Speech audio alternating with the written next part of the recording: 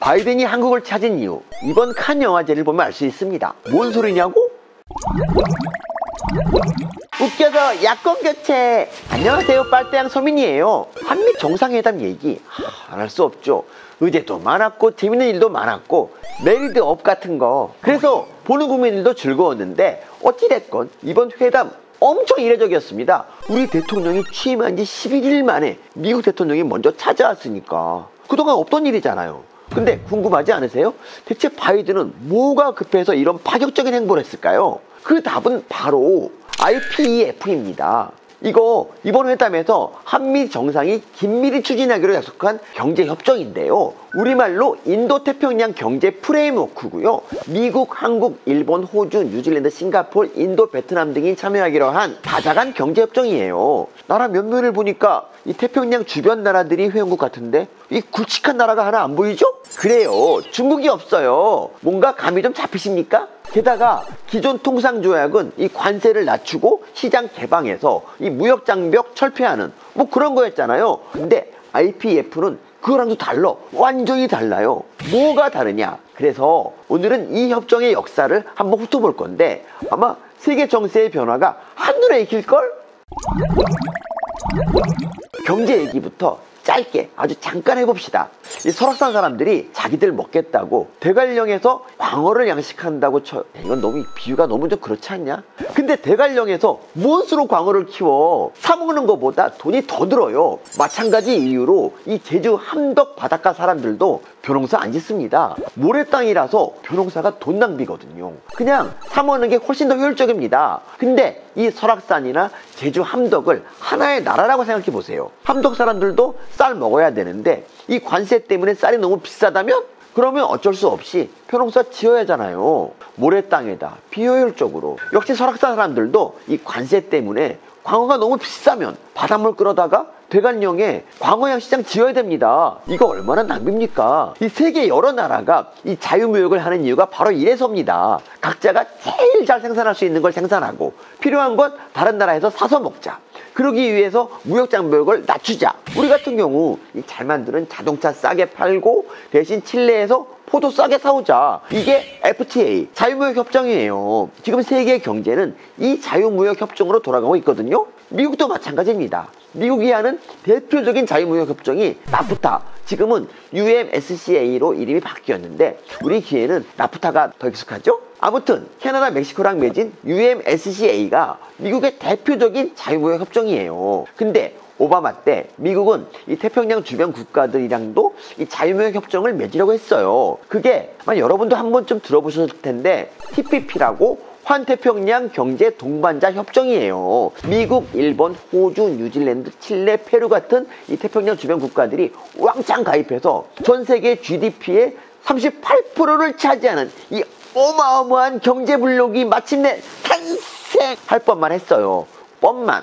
왜 뻔만 했냐? 트럼프가 대통령 되면서 탈퇴해버렸거든요. 아메리카 퍼스트. 이분은 여러 나라가 자유로우면 안 되는 분이잖아. 어쨌든 협정에서 미국이 빠졌다? 그럼 안고 없는 찐빵이고 한동훈 없는 법무부고 손흥민 빠진 토트넘이고 저 없는 빨대양이지. 협정이 돌아가겠어요? 당연히 TPP가 깨지지. 그래서 이거 살려보겠다고 나선 나라가 일본입니다. 미국도 다시 부르겠다면서 일본이 협상을 주도하는데 그게 이름 너무 어렵다. CPTPP예요. 근데 마침 트럼프가 재선에 실패하고 미국 대통령이 바이든으로 바뀝니다.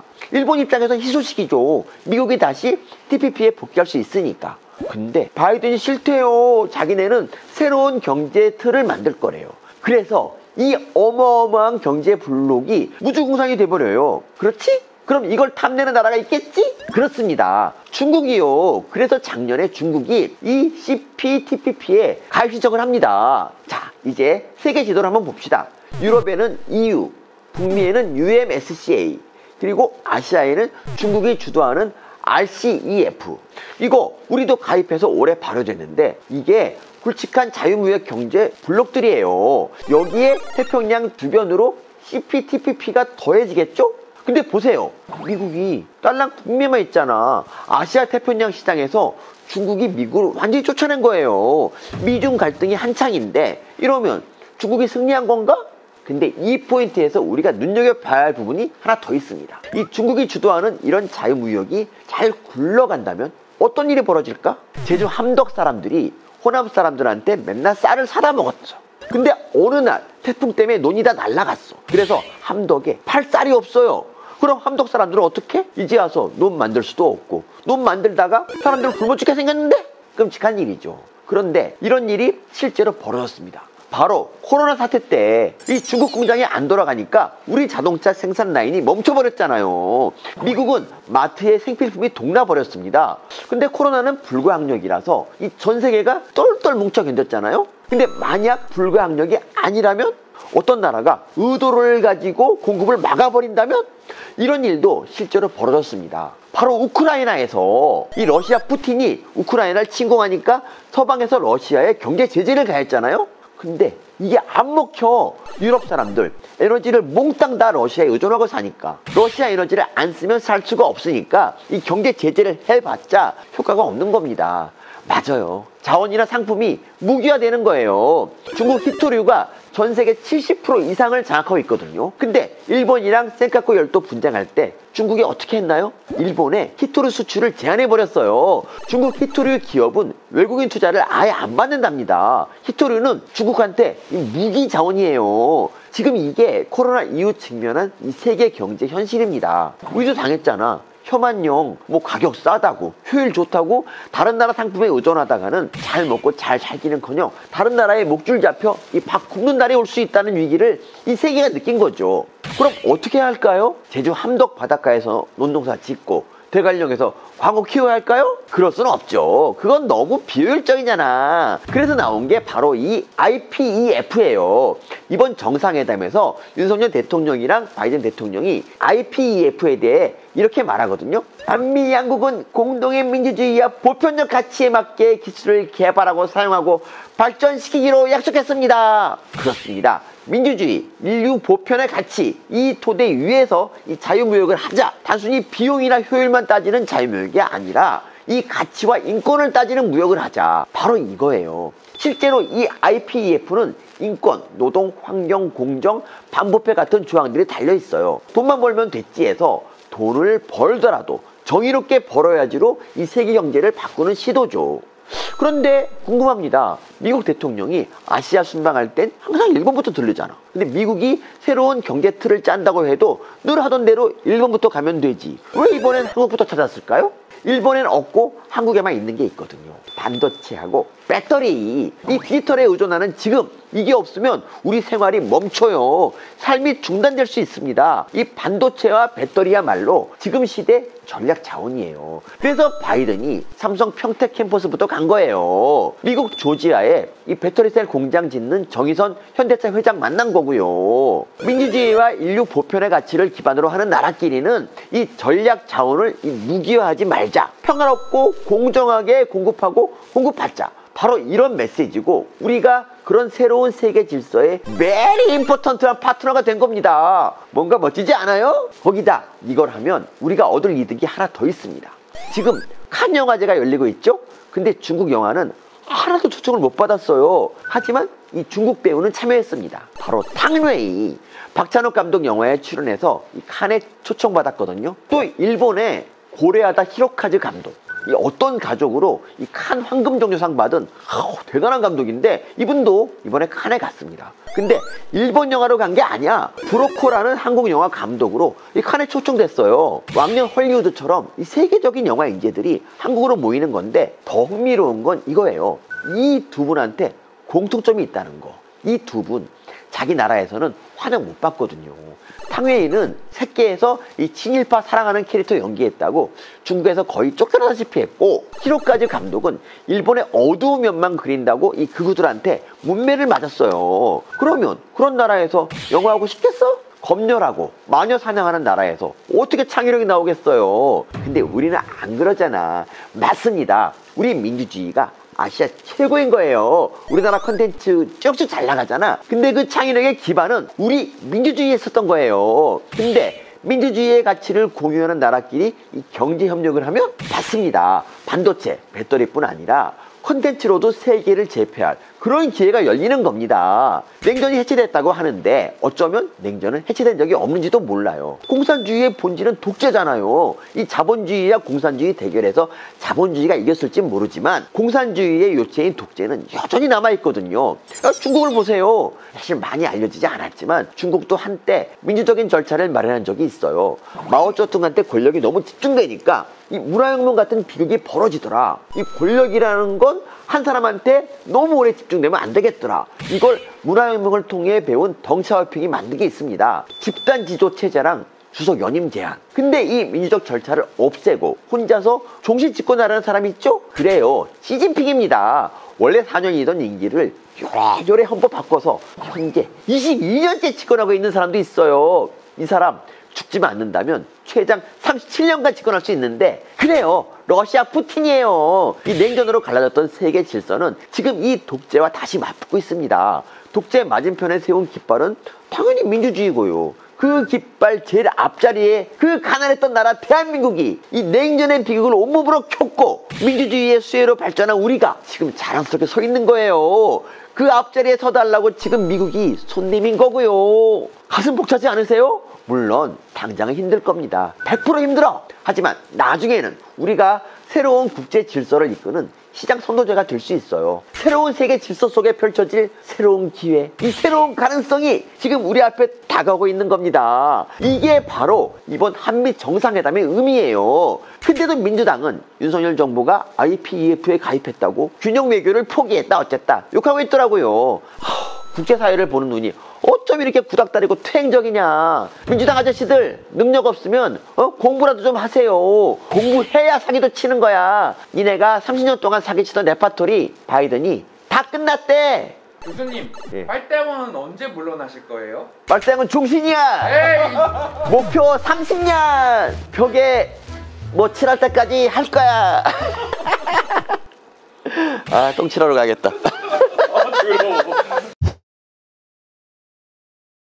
안녕하세요. 빨대양 서민입니다. 중국이 데모하고 시위한다는 얘기 들어보셨어요? 못하죠. 집단행동했다가는 탄압문처럼 싹 밀어버리는데 어떻게 해. 그런데 사람은 역시 이 먹고 사는 문제가 제일 중요합니다. 중국 사람들이 데모를 하기 시작했어요. 바로 돈 때문에. 여긴 지난달 중국 산시성 시안인데요. 보세요. 사람들이 모여서 시위를 합니다. 이 중국에선 보기 드문 모습이죠. 여긴 중국 후난성 창사인데요. 이곳에선 사람들이 투시소득까지 벌입니다. 이유는 바로 돈, 은행 대출을 못 갚겠다는 거예요. 아니, 돈을 빌렸으면 갚아야지. 왜 안 갚아? 그런데 여기에 사연이 있습니다. 그리고 이 사연을 들여다보면 중국의 은밀한 내면을 들여다볼 수 있어요. 데모하고 시위하는 이분들 아파트 분양 피해자들이거든요. 은행에서 대출받아 아파트를 분양받았는데 이 건설사들이 자금난 때문에 아파트를 짓다가 중단해버린 거예요. 근데도 은행은 대출 갚으라고 압박하니까 돈 못 갚겠다고 이 거리를 쏟아져 나온 겁니다. 중국 전역에서 이런 식으로 건설 중단된 아파트 평수가 5억 제곱미터, 서울 면적이 6억 제곱미터니까 평수로는 거의 서울 면적이 공사 중단된 거고 채수로는 110만 채, 3명씩 들어가 산다고 하면 300만 명, 부산 인구가 들어가 살 집이 날아가 버린 거예요. 근데 이게 단순히 중국 부동산 거품이 꺼지는 신호냐? 그게 단순하지 않아요. 이 시안 사람들이 데모를 하는 장소가 돈 빌린 은행이 아니라 시안은행 감독원이거든요. 또 외치는 구호는 맞아요. 불법 대출이래요. 그럼 이거 은행이랑 개인, 회사랑 개인의 문제가 아니라 국가와 개인의 문제라는 거잖아. 맞습니다. 집단행동이라고는 꿈도 못 꾸던 중국 사람들이 정부를 향해 따지기 시작했습니다. 이 스토리를 이해하려면 일단 중국 경제가 어떻게 돌아가는지 알아야 됩니다. 중국이 이 다른 나라에 물건을 팔아서 이 돈을 법니다. 이 번 돈 은행에 넣겠죠? 그럼 중국 인민들이 이 대출을 받아 이 집을 사요. 그럼 건설사로 돈이 들어가죠? 그럼 건설사는 사람을 고용해서 집을 짓습니다. 그럼 일꾼들이 돈을 벌겠죠? 그럼 그 사람들이 분양받은 집에 들어갈 때 냉장고도 사고 TV도 사고 침대도 사고 그릇도 사고 그렇게 해서 가전회사, 가구회사, 그릇회사 돌아가고 이게 중국 경제가 돌아가는 방식이에요. 그래서 건설이 중국 경제 순환의 굉장히 큰 부분을 차지합니다. 이걸 콘크리트 경제라고 하는데 우리는 이 콘크리트 경제가 GDP의 15% 정도 돼요. 땅덩어리 어마어마한 미국이 17%니까 우리도 만만치는 않은데 중국은 얼마인 줄 아세요? 무려 30%. 이 콘크리트 경제가 무너지면 GDP의 30%가 날아가는 겁니다. 근데 중국은 시장 개방 후에 집값이 한 번도 떨어져 본 적이 없어요. PIR이라고 소득 대비 주택 가격 지수라는 게 있는데 보통 3에서 5 정도면 적절한 수준이라고 해요. 집값 왕창 올랐다는 지난 정부 시절 서울의 PIR이 무려 24. 좀 높죠? 근데 중국 선전, 베이징이 44, 상하이 41. 이 중국이야말로 부동산 불패단합니다. 그런데 이게 제대로 된 시장 경제가 작동하면서 만들어진 부동산 가격이냐? 그게 바로 문제입니다. 예를 들어 우리 같은 경우 저희 사는 동네 천안시장이 살림을 잘했다. 그러면 다음 선거에서 유권자가 다시 재선을 시켜주고 그러면서 이 지방정부를 평가하는데 이 중국은 선거가 없잖아. 그럼 뭘로 평가하느냐? 그 지방의 GDP 성장률. 야, 너 서민, 니네 동네 GDP 많이 올랐더라? 너 베이징으로 와서 내 가게 들어와. 야, 너 이재명, 니네 동네 GDP 아작났더라? 너 해고. 이런 식으로 중앙정부가 그 지방의 GDP 성장률을 보고 이 정치인을 평가를 해요. 그러면 내가 만약 천안시장이다. 출세하려면 어떻게 해야 돼? GDP 당장 올려야 됩니다.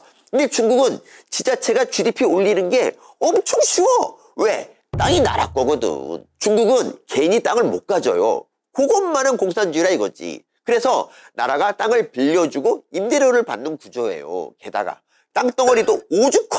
그래서 건설사한테 지방정부가 땅을 싸게 빌려주고 각종 혜택 주면서 아파트 지으라고 하면 그 도시 GDP가 쭉쭉 올라. 지방정부가 부동산 개발업체 하면서 중국 GDP를 떠받치는 역할을 한 거예요. 그런데 이렇게 짓다 보니까 어떻게 돼? 지금 중국 미분양 아파트가 놀라지 마. 1억 채, 1억 채. 우리나라 인구 전부 가서 1인 가구로 살아도 다 못 채워요. 중국 콩구리 경제에 빨간불이 확 들어온 거죠. 그래서 2020년 중국 정부가 고강도의 부동산 규제 정책을 발표합니다. 3도 홍선이라고 하는데 자세한 내용은 딱딱하니까 넘어가고 아무튼 건설사한테 3가지 기준을 주면서 그걸 넘으면 은행 대출 못 받게 했어요. 그래서 터져버린 기업이 헝다 사태라고 들어보셨죠? 바로 헝다예요, 헝다. 이 회사가 원래 건설사였다가 이 돈을 버니까 막 별의별 사업 다 하는 그런 방만한 기업인 건 맞는데 이 중국 정부의 3도 홍선을 지킬 수가 없는 거야. 근데 은행에서 돈도 못 빌리니까 어떻게? 어깨 일이었던 회사가 지금 링거 꽂고 오늘 내일 하고 있습니다. 이 기업 빚이 무려 355조 원이래요. 그런데 여기에 또 음모론도 있어요. 중국의 부동산 규제안, 그러니까 3도 홍선을 지킬 수 있는 회사가 전체 건설사의 6.5%밖에 안 된대요. 근데도 중국 정부가 이렇게 가혹한 기준을 마련한 이유가 시진핑이 일부러 헝다를 날리려 그런 거 아니냐, 이런 음모론인데요.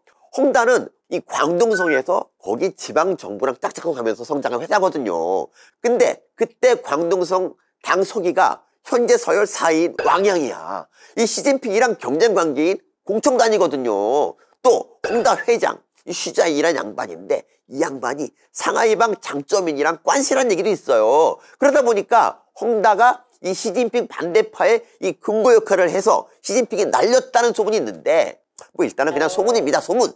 아무튼 이 꼴이다 보니까 중국 부동산이 아작이 나고 있고 이 대출 못 갚겠다고 시위에 나온 사람들은 이 사태가 정부 책임이라는 거죠. 근데 이게 끝이 아니에요. 집단 행동이라고 꿈도 못 꾸는 중국에서 또 집단 행동이 벌어졌거든요.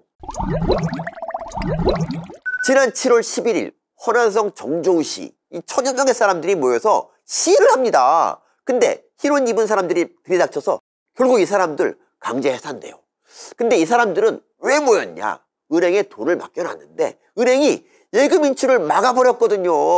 4월부터 그랬다니까 무려 석 달을 참다가 결국엔 길거리 쏟아져 나왔는데 이렇게 강제 해산당한 거예요. 근데 이 사태를 보면 중국 지방정부의 상황을 짐작할 수 있습니다. 중국 지방정부는 이 건설사랑 짝짝꿍해서 아파트로 GDP 올리는 주역이라 했잖아요. 근데 부동산 위기가 닥치니까 어떻게 되겠어요? 건설사뿐 아니라 지방정부도 빙고 꽂았어요. 지금 중국 지방정부 부채가, 여러분 놀라지 마세요, 6천조입니다. 6천조. 우리나라 10년 예산이에요. 이러다 보니 이 지방 소규모 은행에 돈이 남아있을 리 없잖아요. 결국 이렇게 예금 인출 중단 사태가 벌어진 거죠.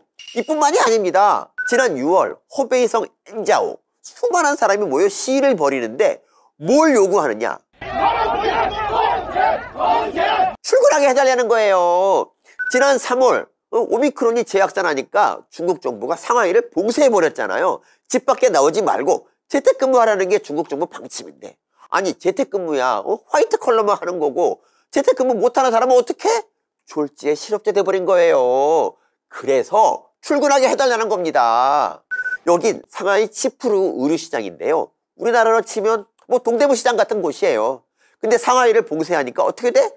자영업자 망하잖아요. 그럼 구제책이 있어야 되는데 그것도 딱히 없어. 그 결과 당장 망하게 생긴 이 의류시장, 이 자영업자들이 시위에 나선 겁니다. 사실 정치라는 게 먹고 사는 걸 해결해주는 일이잖아요. 1989년天安문 사태 이후에 중국은 먹고 사는 걸 해결해주는 걸로 이 중국 인민들의 정치적 욕망을 잠재워놨어요. 막 10%씩 성장하면서 먹고 살만 하니까 권력한테 크게 불만이 없었던 겁니다. 그런데 먹고 사는 게 어려워졌어. 게다가 이 고도 성장의 단물도 맛본 사람들이에요. 하루 3끼 소고기 먹던 사람들한테 하루 한 끼 감자 먹으라고 하면 참겠어요? 이렇게 행동에 나서는 거예요. 허난성 정조우 시위에 등장한 이 현수막 보세요. 예금 없으면 인권도 없다 이거예요. 지금 중국 인민들이 정부에 대고 이 기본권을 따지기 시작한 거예요. 그동안 우리가 알던 중국에선 상상조차 할 수 없는 일이 지금 벌어지고 있는 겁니다. 근데 이게 그저 중국만의 문제냐?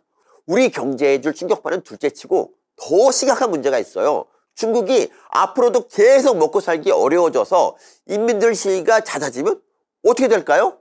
보통 우리처럼 선거하는 나라, 이 민주주의 국가에선 선거로 권력을 바꿉니다. 근데 중국은 올 가을 당대회에서 시진핑 국가주석이 3연임할 거 불보듯 뻔하잖아요. 집단 지도 체제로 운영되는 일당 독재 국가에서 이제 왕정으로 가는 거지. 러시아는 푸틴 짜르, 중국은 시진핑 황제. 이런 독재 권력은 국민의 불만이 폭발하면 그냥 강경 진압합니다. 근데 그건 해결책이 못 되잖아요. 그럴 때 쓰는 클래식한 방법이 하나 있죠. 이 내부의 불만은 외부의 적으로 돌린다. 그래요. 그 외부의 적. 그게 바로 대만입니다. 지금 아시아가 흔들리고 있어요. 국제정세가 요동치고 있단 말이죠. 이 중국몽 같은 한가한 소리 하고 있을 때는 애저녁에 지난 거예요. 아, 이거 제목. 이 중국 경제를 망가뜨리는 한국 제도가 뭐냐고? 그거 살짝 억울하긴 한데 지금 중국 아파트 건설 중단 사태가 아직 짓지도 않은 아파트를 사람들이 빈대서 산 데서 비롯된 거잖아요.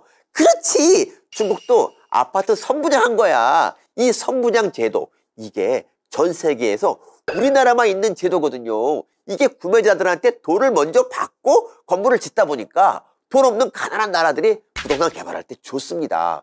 그래서 중국도 1994년도에 이 선분양 제도를 도입했는데 이거 잘 사용해야지. 결국 지금 같은 사단이 난 거예요. 이 선분양 제도, 이거 우리도 말이 많지만 어찌됐건 지금까지 잘 운영하고 있잖아. 근데 중국은 이렇게 사고가 나. 이게 이 투명한 시장을 유지하는 나라와 아닌 나라의 차이 같은데, 이 귤이 회수를 건너면 이 탱자로 변한다던데 그 회수가 서행가 보네.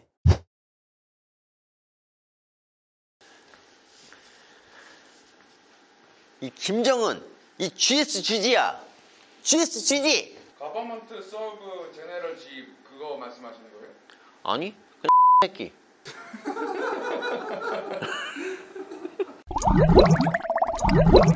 안녕하세요, 빨대양 서민입니다. 북한이 영변 원자로를 재가동했습니다. 우리 정부가 북한한테 아주 세게 뒤통수를 맞은 건데요. 그렇다면 우리 정부 가만히 있을까요? 네, 우리 정부도 뒤통수를 깠습니다. 근데 북한 뒤통수가 아니라 국민 뒤통수야. 이 영변 원자로 재가동 소식은 IAEA, 국제원자력 기구를 통해서 알려졌잖아요. 7월 초부터 재가동했다는데 우리 외교부는 이 사실을 실시간으로 이미 알고 있었답니다. 근데도 7월 말에 남북 통신선 연결되니까 남북 정상들의 의지다, 항의를 위한 중단하자, 아주 북치고 장구치고 자자찬하면서 대북 지원 물자 보내고 그랬거든요. 북한이 원자로 재가동하는 거 알면서도 이런 거예요. 국민 뒤통수 얼얼합니다. 근데요, 지금 국제정세가 심각합니다. 북한은 영변 원자로 재가동하고 미국은 아프가니스탄에서 철군하고, 또 많이 알려지진 않았는데 지난 31일 영국 항모전단 퀸 엘리자베스호가 한국에 와서 훈련을 했습니다. 이 일련의 사태들이 과연 뭘 의미할까요? 그렇습니다. 문재인 정부의 이 되도 않는 중국몽이 와장창 박살나고 있다는 뜻입니다. 그래서 오늘은 이 이야기의 빨대를 쫙! 미국의 아프가니스탄 철수가 왜 문재인 대통령 중국몽 박살나는 소리냐? 미국이 아프간에서 철수한 이유가 여러 가지가 있는데요.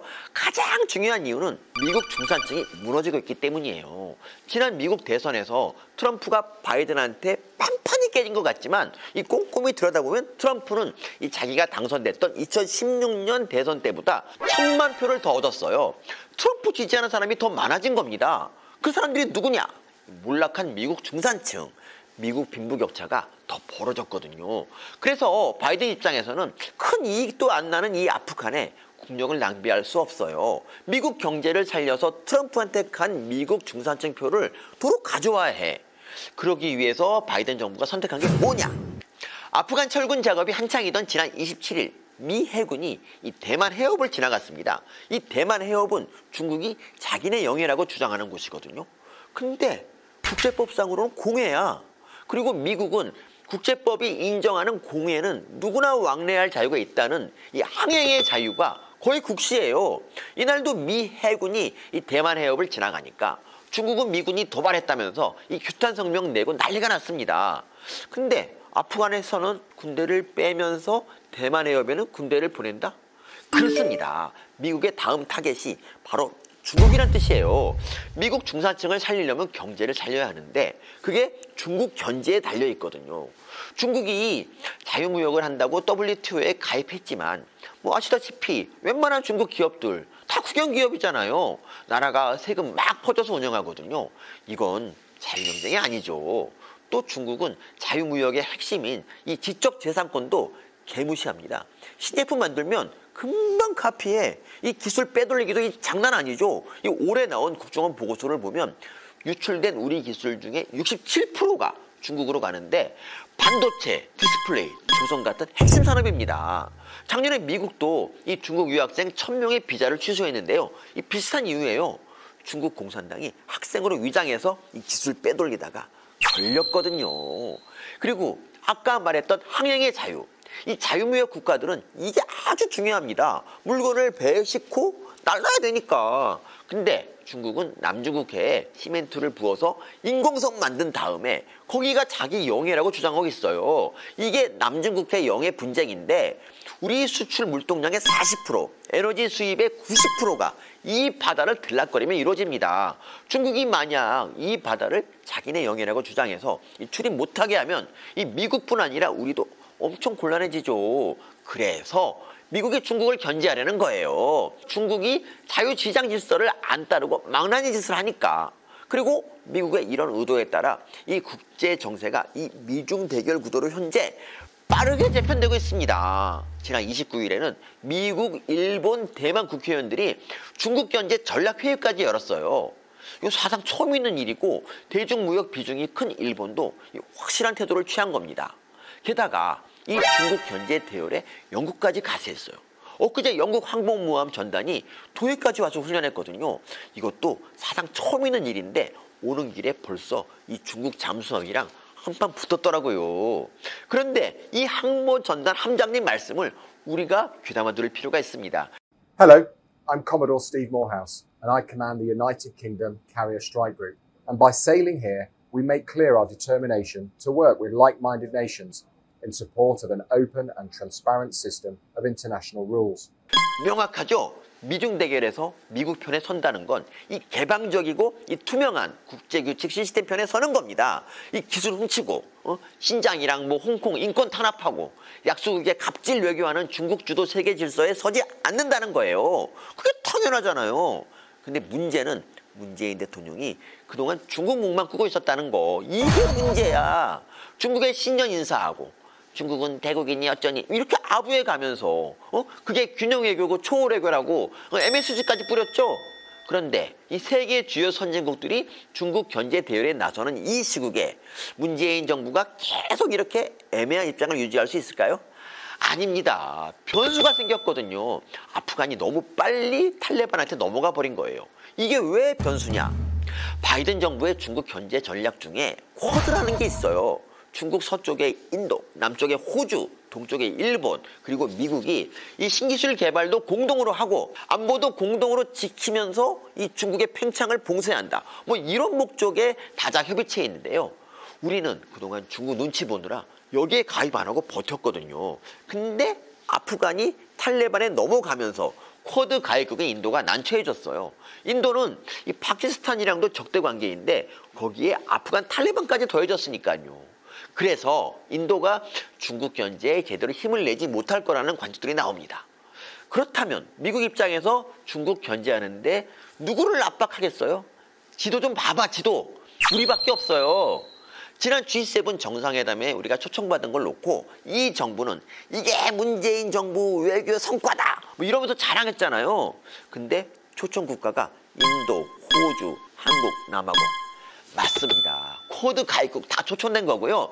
중국 히토류를 대체할 수 있는 히토류 부자 나라 남아공이 초청된 겁니다. 그리고 G7 정상들 중국 견제하자고 성명까지 냈잖아요. 이건 외교 성과가 아니라 중국 견제에 함께하라는 압박이에요. 문 대통령 불러서 중국목 박살내고 있었던 겁니다. 이런 압박은 앞으로 점점 더 심해지겠죠? 지금 국제정세가 중국목 꾸다가는 왕따 당하게 생겼는데 무슨 중국몽이야. 근데 여기에 더해 북한은 영변 원자로까지 재가동했네?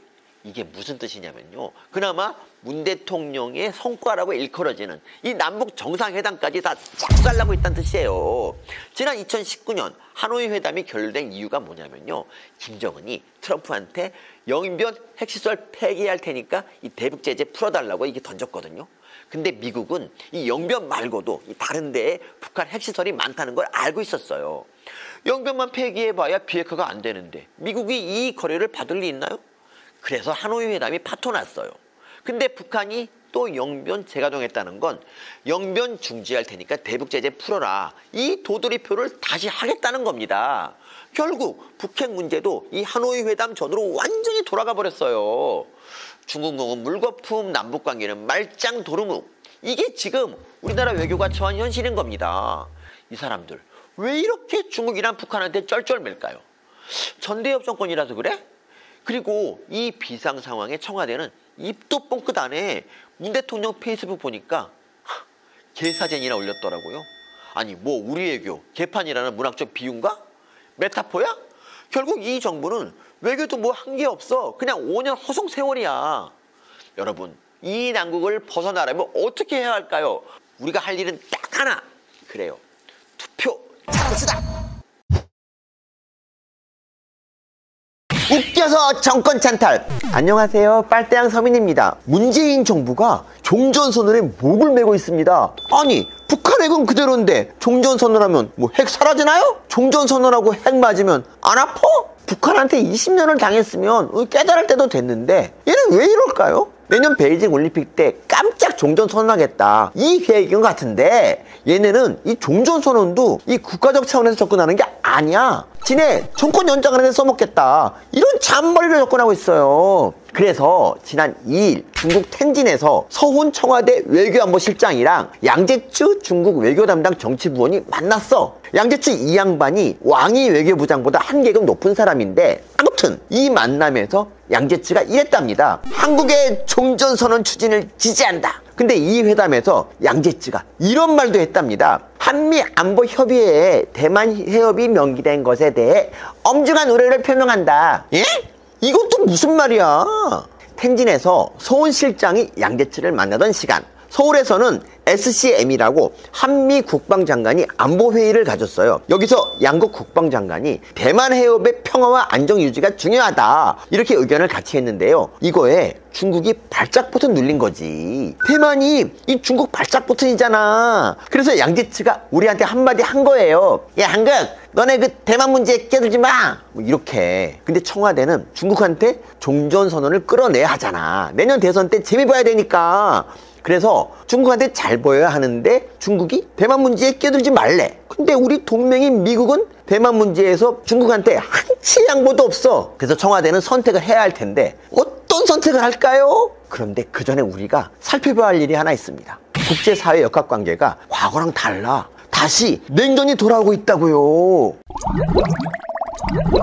중국이 대만을 침공할 거라는 예측이 계속 나오고 있습니다. 대만 방공식별구역을 침범한 중국 전투기가 올해만 700대래요. 대만 해협에서는 중국 핵 잠수함이 포착됐어요. 투말할 필요 없는 무력 시위지. 그러면 미국은 보고만 있을까? 지난 10월에는 대만에 미군이 주둔하고 있다고 대만 차이 총통이 인정했죠? 토니 블링컨 미국 국무장관은 중국이 대만을 침공하면 재앙적인 결정이 될 거다 이렇게 경고했어요. 대만 해협 위기가 계속 고조되고 있습니다. 근데 사실 중국은 지금까지 여러 차례 대만 침공을 시도했어요. 대만 진먼섬 그 가보신 분들은 아시겠지만 거기 특산품이 포탄 칼이거든요. 이 포탄 잔해로 만든 칼이라 이 포탄 칼인데 이 포탄이 어디서 났느냐? 중국이 이 섬에 20년간 포를 쏴댔거든요.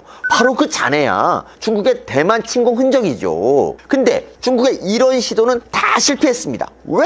그때마다 미국이 나섰거든요. 너네 그러다 핵 맞는다 이러면서 대만에 항모 전단 배치하고 그러니까 이 중국이 쫄아서 이 대만을 못 먹은 거야. 그 후에 중국이 이 군비진가 엄청 합니다. 일단 1964년에 핵 개발하고 2030년까지 핵 보유량 4배로 늘린대요. 또 미국이 배치하는 항모 찾겠다고 항모 킬러라는 둥평 25 미사일을 개발했지. 최근에는 항공모함까지 그것도 2대나 갖췄어요. 미국 너네한테 힘으로 딸렸지만 이제 우리도 힘 길렀다. 대만 먹는데 끼어들지 마라. 이거지. 이 무력충돌 위험지수라는 게 있는데요. 지금 대만이랑 중국 위험지수가 7.21이에요. 이 장제스가 국민당 이끌고 대만에 막 들어왔을 때가 6.70이었으니까 그때보다 지금이 전쟁 발발 위험이 더 높은 겁니다. 그런데 지금은 더 특히 위험해요. 왜냐? 중국이 대만을 침공한 게 지금까지 총 3차례인데요. 지금 국제정세가 1958년 2차 침공 때랑 비슷해. 그때도 물론 미국은 건재했어. 근데도 중국은 대만을 침공했어. 왜? 그때 이라크에서 이 쿠데타가 벌어졌거든요. 이라크가 본래 왕정 국가였는데 1958년 자유장교단이라는 군부가 이 쿠데타를 일으켜서 공산당 허용하고 이 소련이랑 동맹을 맺은 거야. 아니 중동에 소련이랑 친한 공산 국가가 탄생한다고 생각해 보세요. 미국 입장에서는 난리 난 거지. 근데 중국이 보기엔 오라? 미국이 중동에 잡혀있네? 그렇지. 기회는 이때지. 그래서 1차 침공 때 그렇게 호되게 당해놓고도 1958년에 또 대만을 침공한 거예요. 근데 지금 상황이 그때랑 비슷합니다. 1958년 이라크가 미국 정신을 산만하게 한 것처럼 지금도 미국 전력을 분산시키는 데가 있어요. 그게 어디냐? 바로 우크라이나 동부에 돈바스 지역이라고 있거든요. 여기가 이 러시아계 주민이 많은 데인데 지금 러시아가 여길 먹겠다고 이 국경 지역에 17만 병력을 집결시키고 있어요. 러시아는 2014년도에도 우크라이나 크림반도 꿀꺽했잖아. 그때 미국은 손 놓고 있었죠. 근데 이번에 러시아가 또 도발을 해. 미국이 이것도 손 놓고 있을까요? 더 심각한 건 이런 곳이 또 있다는 거예요. 벨라루스라고 들어보셨어요? 이 나라가 거의 러시아 위성국가 같은 나라인데 여기 대통령도 독재자야. 뭐 6선인가 7선인가 그래. 근데 여기도 분쟁이 벌어졌어요. 이 나라가 폴란드랑 붙어 있는데 중동 난민을 이 국경, 그러니까 폴란드랑 붙은 국경으로 이 강제로 밀어내고 있어. 그래서 지금 여기 국경이 시끌벅적합니다. 근데 왜 이런 짓을 할까요? 여기 칼라닌그라드라고 있죠? 여기가 러시아 땅이에요. 근데 보세요. 러시아랑 안 붙어 있잖아. 러시아 땅인데 러시아랑 떨어져 있어. 그래서 국경 분쟁 일으켜서 이거 붙여보려고 하는 거 아니냐, 이런 의심을 갖고 있습니다. 그래서 이 당사국인 폴란드는 물론이고 영국이랑 미국도 이 지역에 군대를 보냈거든요. 그럼 러시아는 가만히 있나요? 러시아는 핵폭격기를 초기에 비행시켰습니다. 우크라이나 못지않게 여기도 일촉즉발인 거예요. 중국이 이 태평양에서 깽판치고 있다면 러시아는 동유럽에서 깽판치고 있는 거예요. 그래서 지금 미국이 맞닥뜨려야 할 전선이 유럽이랑 대만 이렇게 두 군데예요. 만약 러시아가 도발하면 1958년처럼 중국한테는 그때가 바로 기회가 되겠죠. 미국의 힘이 분산되니까. 그런데 있어서는 안 되지만 이 전쟁이란 항상 이 만약을 대비하니까 만약에 말이죠. 이 중국이 대만을 치고 간다. 그러면 어떤 일이 벌어질까요? 미국이 가만히 있지 않을 테니까 일단 오키나와에 있는 주일 미군이 참전하겠죠? 이 평화헌법 고치려고 이 호시탐탐 기회만 엿보는 일본도 어떤 방법으로든 개입할 겁니다. 근데 가까운데 미군이 또 있어. 맞아요. 우리 주한미군이 참전하면 우리 평택 주한미군 기지가 이 중국의 공격 목표가 될 수도 있습니다. 게다가 북한이랑 중국은 조중 동맹 조약을 맺고 있거든요. 이 조약은 한쪽이 무력 침공을 당하면 자동 개입이 원칙입니다. 미국이 중국을 공격하면 북한도 자동 참전해야 되는 거예요. 뭐 사무라된 조약이라 실효성은 없다고는 하지만 일단 조약은 그래. 그래서 이 자칫하면 동북아시아가 화약고가 되는 거예요. 국제 정세가 이러니까 전문가들은 지금 냉전이 다시 시작됐다 이렇게 말해요. 그리고 이 최대 화약고가 동아시아가 될 거랍니다. 그러니까 신냉전이지. 근데 옛날 냉전 때는 이 자본주의랑 공산주의가 대결했잖아. 그렇다면 이 신냉전은 누구랑 대결하는 걸까요? 이제 공산주의 국가도 없잖아. 러시아도 공산주의가 아니고 중국은 공산주의도 자본주의도 아닌 끔찍한 혼종이고 북한은 뭐 왕조지. 그게 무슨 공산주의야. 그렇다면 이 신냉전의 진영은 어떻게 나뉠까요? 이번 주에 열릴 텐데 바이든 미 대통령이 처음 만들어서 새로 진행하는 국제회의가 있어요. 총 107개 나라 정상이 참여한다는데 뭐 규모가 대단하죠? 당연히 우리도 참여합니다. 근데 러시아, 중국 같은 나라들은 초청을 못 받았어. 이 살짝 감이 잡히죠? 맞습니다. 이 국제회의의 신냉전을 이해할 힌트가 있어요. 이 국제회의의 이름이 뭐냐? 바로 민주주의 정상회의. 그렇습니다. 바이든이 생각하는 신냉전의 전선은 여기에 있습니다. 바로 민주주의. 지금 국제 정세는 민주주의 국가랑 권위주의 독재 국가가 맞붙고 있다는 거예요. 두말할 거 없이 중국은 일당 독재, 러시아는 푸틴 독재잖아. 이 신냉전이 펼쳐지면 이 국제사회 역학관계가 확 바뀌겠죠? 그러면 기존 국제관계에 매여있던 나라들은 새 구도에 맞춰 비용을 치러야 할 거예요. 예를 들면 호주는 수출의 4분의 1을 중국한테 하는 나라거든요. 근데도 다들 아시다시피 중국이랑 맞짱 뜹니다. 비용을 치르더라도 중국 꿀 안 빨겠다는 거죠. 러시아는 깽판 칠 때마다 유럽으로 가는 가스관 잠그겠다 이렇게 협박해요. 이 가스관 잠그면 유럽 에너지 비용이 따따블로 올라갑니다. 근데도 독일은 이번에 러시아 가스관 공사를 중단시켜버렸어. 비용을 치르더라도 러시아 가스 꿀 안 빨겠다는 거지. 벨라루스 위에 리투아니아라는 나라도 있어요. 작은 나라인데 이 중국이 주도하는 유럽 국제회의인 17+1 회의 멤버였고 중국 1대1로에도 참여했어요. 근데 얼마 전에 중국 열받게도 대만 대표부를 설치했습니다. 아니 중국 입장에서 대만은 국가가 아닌데 이 대만을 국가로 대우해준 거예요. 한마디로 중국한테 웃장하고 덤빈 거죠. 그래서 중국이 대사 소환하고 어쩌고 오지게 한판 붙었습니다. 근데 리투아니아 이 작은 나라는 왜 중국 신기 건드리는 일을 할까요? 홍콩 민주화 시위를 탄압하는 중국을 보면서 이건 아니다 라고 느꼈답니다. 민주주의인 나라와 민주주의가 아닌 나라의 대결, 그 전선이 리투아니아에서도 펼쳐지고 있는 거예요.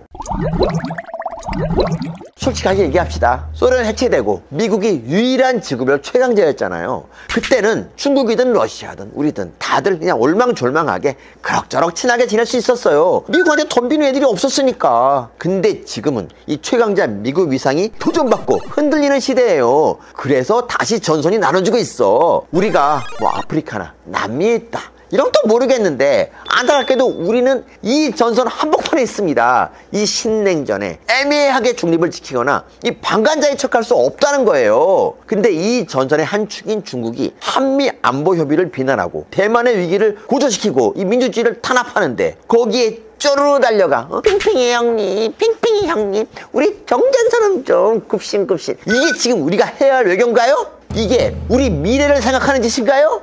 이거 좀 심하게 말하면 대선 때 이벤트에서 정권 연장할 생각에 우리 미래 팔아보는 거 아니야. 이 PD 또 어디 갔어? 너 또 중국 음식 먹으러 갔냐? 하여간 진짜 중국 음식 되게 좋아해. 그 중국 좋아하지 마. 웃겨서 정권 찬탈. 안녕하세요, 빨대양 서민입니다. 최근에 충격적인 영상을 봤습니다. 청와대 유튜브에 올라온 영상인데요. 기업인의 한 사람으로서 이 시대를 살아가는 선배 세대로서 더 많은 일자리를 만들지 못해 상당한 책임을 느낍니다. 무거운 책임감을 느낍니다. 놀랍지 않습니까? 일자리를 왕창 만들지 못해서 죄송하다. 대기업 총수들이 반성문을 읊어요. 청와대가 요구해서 기업들이 만들었다는데 이거 정상으로 보이세요? 내 눈에는 이거 정상이 아니야. 이거 중국이지. 얼마 전 중국에서 그랬답니다. 방역규칙 위반한 사람들 목에 팻말 붙이고 문화혁명 때처럼 거리 행진시켰대요. 야, 자칫하면 우리 재벌 총수들 일자리 못 만들었다고 목에 팻말 걸고 거리 행진하겠어요? 이게 나라냐? 민주당을 보고 리버럴 정당, 자유주의 정당이라고들 합니다. 근데 아니야, 얘네가 무슨 자유주의 정당이야. 80년대 독재랑 싸웠다고 저런 호칭이 붙은 것까지는 알겠어. 근데 지금까지도 민주당이 리버럴 소리 듣는 거 나 너무 창피해 죽겠어요. 기본적으로 저쪽 이데올로기는 자유랑 별 상관이 없어. 인간을 자기들이 지향하는 시스템 안에서 통제하고 관리하면 유토피아가 온다. 이게 저쪽 이데올로기가 이 세상을 바라보는 인식론입니다. 그 결과는 소련, 중국, 북한, 쿠바가 다 말해주죠. 100% 독재입니다. 물론 민주당이 사회주의를 하겠다 이런 건 아니겠지. 근데 세상을 바라보는 인식은 크게 다르지 않아요. 이 사람들이 권력을 얻고 제도를 만들어 위치에 가니까 이런 인식이 거침없이 드러나잖아. 자, 민주당의 역사 왜곡 처벌법. 사람들이 5.18이나 친일에 대해서 다른 해석을 할 자유를 없애겠다는 법이에요. 이 사상의 자유, 학문의 자유에 노골적으로 개입합니다. 이러면 이 사람들의 인식이 이 바뀔 거라고 생각하는 거죠. 사람들의 인식을 바꾸는데 제일 좋은 방법이 이거 말고 또 하나 있습니다. 네, 바로 학교 교과서. 그러니 당연히 교과서 건들지. 제목부터 노골적이야. 더불어 사는 민주시민. 근데 이렇게 사람들 사고체계를 바꾸는데 제일 문제가 되는 애들이 있어요. 바로 언론. 그래서 언론한테 징벌적 손해배상제 나온 거예요. 딴소리하면 조지겠다 이거지. 이 시장의 자유는 말할 것도 없죠. 정부가 임금시장에 개입하면 경제가 살아난다. 이 헛소리로 소득 주도 성장하다가 쫄딱 망했죠. 부동산도 공급 틀어막고 임대주택에서 더불어 살아라. 이 헛소리로 쫄딱 망했어요. 심지어 정부가 나서서 일본 불매운동까지 합니다. 아니, 큰 집에서 살고 싶은 욕망, 일본차 타고 싶은 욕망, 이런 기본적인 욕망도 다스릴 수 있다고 믿는 거예요. 야, 그래도 국민들은 법안에서 욕망을 실현한다. 근데 니네 후보 아들은 야, 동호 욕망이나 잘 다스려라. 표현의 자유는 더 심각합니다. N번방 방지법, 이거 검열이에요. 근데 놀랍게도 실제 문제가 된 텔레그램 대화방은 이 법으로 잡지도 못해. 그럼 효과가 없는 거잖아. 그럼 표현의 자유를 지켜야지. 근데 얘네는 그 미미한 효과를 얻겠다고 표현의 자유를 없애버려요. 이게 리버럴이야? 가제는 개편이라고. 엊그제 정의당 심상정 후보 멘트는 거의 경악이었죠. 드라마 설광하가 전두환을 재평가하려고 한다면서 이렇게 말해요. 창작의 자유는 역사의 상처 앞에서 겸허해야 할 것이다. 이젠 창작도 자유보다 우선할 것이 있습니다. 바로 역사. 앞으로는 창작자들도 저쪽 동네 가서 역사 공부하고 와서 작품 만들어야 돼. 잘하면 이 사라진 배달의 기수 다시 나오겠어요. 제목은 역사의 기수 정도 되려나? 자유, 진보 부르짖는 양반들이 왜 이 모양일까요? 이 모든 게 다 저쪽 사람들이 젊은 시절 공부한 사상 때문입니다. 이 사상의 인식론이 이래요. 개인의 자유를 제한하면 사회적 평등을 이룰 수 있다. 이 사람들한테는 사회적 평등이 더 중요하거든.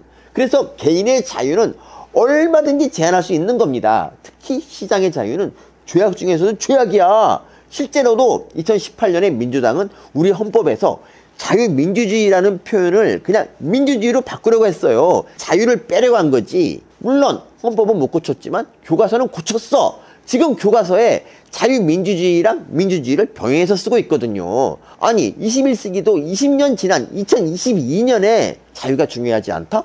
이런 사람들이 어디 있습니까? 이 사람들 무슨 천연기념물 같은 걸로 지정해서 어디 가둬서 보호해야 될 것 같아.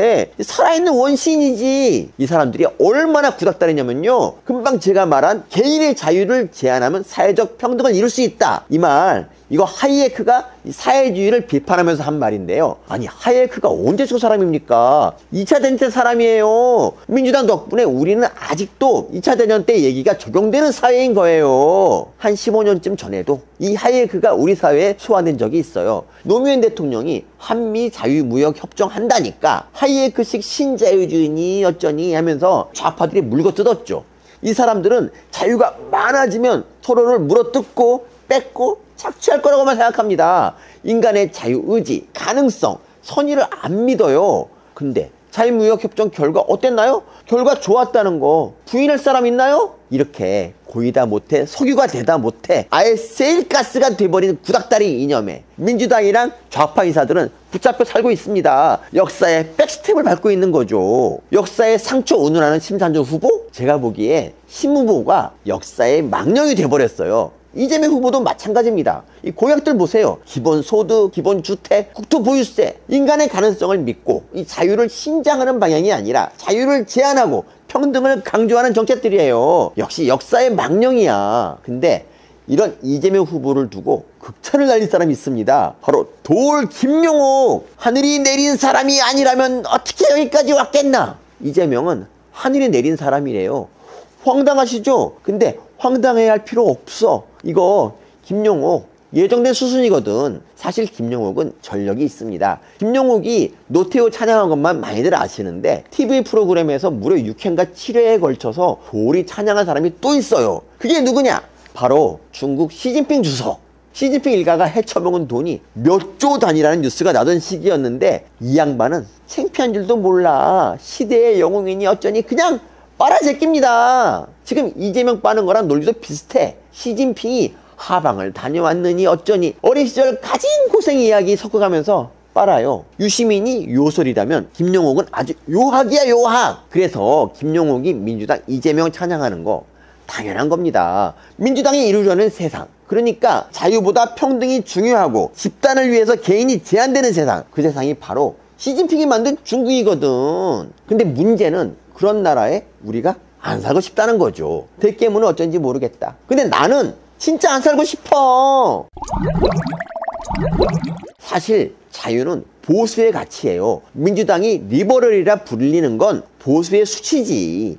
개인의 자유, 시장의 자유를 신봉하고 정부 간섭은 최소로 하는 거, 이 과정에서 소외된 사람들을 정부가 따뜻하게 보살피는 거, 이게 보수잖아요. 젊은 20, 30대 유권자들한테 뜨거운 감자인 페미니스트도 바로 이 문제입니다. 페미니즘이 어떠니? 누가 페미니스트니 아니니? 이런 걸 학문 차원에서 또는 개인 차원에서 떠드는 걸 누가 말리겠어요?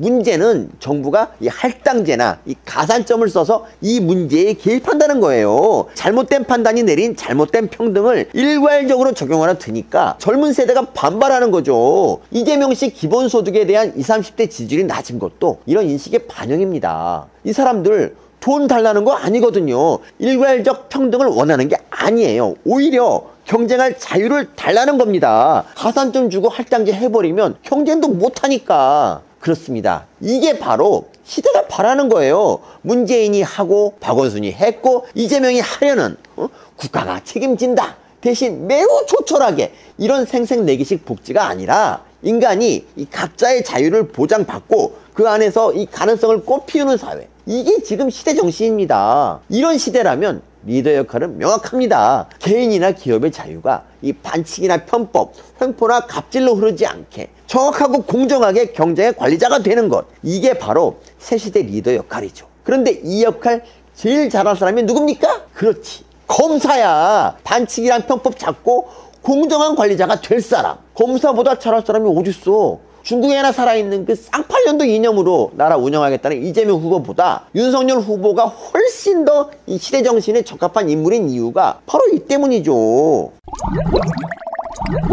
지금 윤 후보 지지율이 떨어진 이유는 이 메시지 전달을 잘 못해서예요. 뭐 총선은 모르겠지만 대선은 절대로 정권 심판론만으로 안 되거든요. 윤 후보님, 정권 교체 하나만 같으면 99가지가 달라도 괜찮다셨는데 그걸로 부족합니다. 새 시대의 비전을 보여줘야 해요. 자유냐 평등이냐 하는 20세기 틱한 논쟁은 끝났다. 이 새 시대는 이 자유 안에서 성장해야 한다. 그리고 그 관리자로 가장 적합한 인물은 바로 나 윤석열이다. 뭐 이런 식으로 새 시대에 대한 메시지를 던져주세요. 그게 바로 지금 우리 유권자가 바라는 거거든요. 윤 후보님 이거 눈팅하고 계실 테니까 들으셨으리라 믿습니다. 그리고 후보님 이왕이면 구독도 살포시 앙!